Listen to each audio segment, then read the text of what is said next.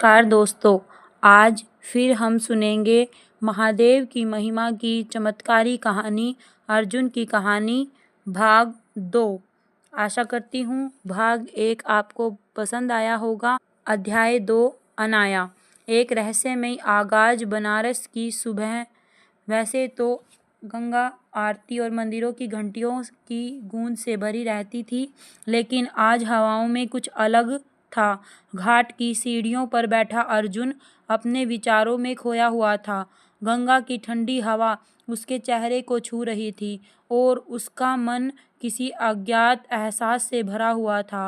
वह शिवजी की मूर्ति की ओर देखता रहा, जैसे कोई संकेत खोज रहा हो, लेकिन किसे पता था कि महादेव ने उसके लिए कुछ और ही योजना बनाई थी।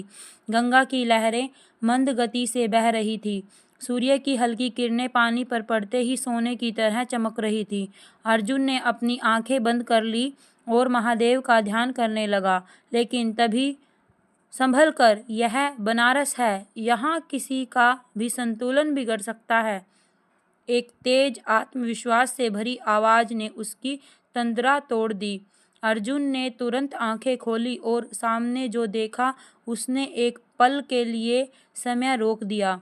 सफेद सूट में, खुले बालों के साथ, हल्की सी बारिश में भीगी हुई एक लड़की खड़ी थी। उसकी आंखों में अजीब सा तेज था, मानो वो सिर्फ एक आम इंसान नहीं बल्कि कोई दिव्य शक्ति हो।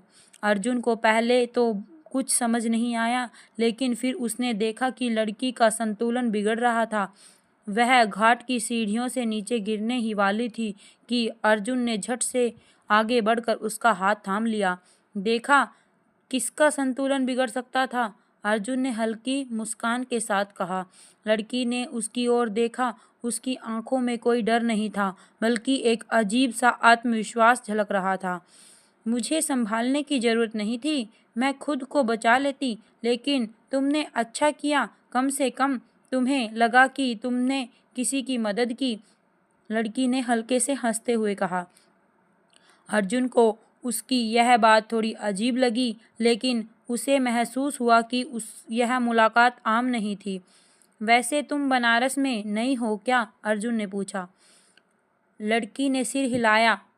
नहीं, मैं यहीं की हूँ, लेकिन कुछ समय के लिए बाहर थी। और तुम?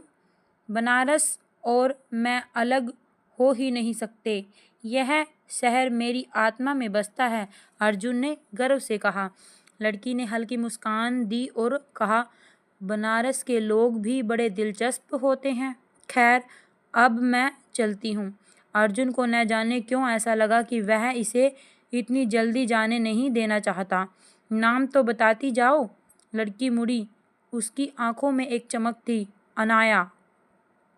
अर्जुन ने यह नाम अपने मन में दोहराया। यह नाम साधारण नहीं था, इसमें एक गूंज थी, एक रहस्य था। वह उसे जाते हुए देखता रहा, लेकिन उसके मन में एक सवाल उठ चुका था। क्या यह महज एक संयोग था या फिर कोई दिव्य लीला? अनाया का रहस्य। अर्जुन की नज़रें अब भी उसी ओर थी जिधर अनाया गई थी।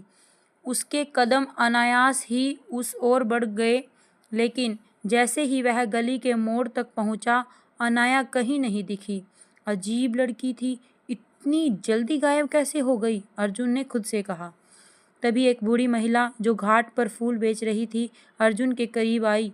बेटा, तुम उसे देख रहे थे? अर्जुन चौंका। किसे? बुढ़िया ने मुस्कुराकर कहा। अनाया को। बहुत लोग उसे ढूंढते हैं, लेकिन वह हमेशा उसी को दिखती है जिसे महादेव ने चुना हो। अर्जुन को लगा शायद यह कोई संयोग मात्र है, लेकिन उसके भीतर उठते सवाल उसे परेशान कर रहे थे। क्या मतलब वो एक आम लड़की थी? अर्जुन ने कहा। बुढ़िया हंस पड़ी। इस संसार में कुछ भी आम नहीं होता बेटा, समय आने दो, सब समझ जाओगे। अर्जुन को इस बात का अर्थ समझ नहीं आया, लेकिन उसे इतना जरूर लगा कि उसकी मुलाकात यूं ही नहीं हुई थी। आगे क्या होगा? क्या अनाया और अर्जुन की राहें दोबारा टकराएंगी? क्या अनाया सच में साधारण लड़की है या कुछ और?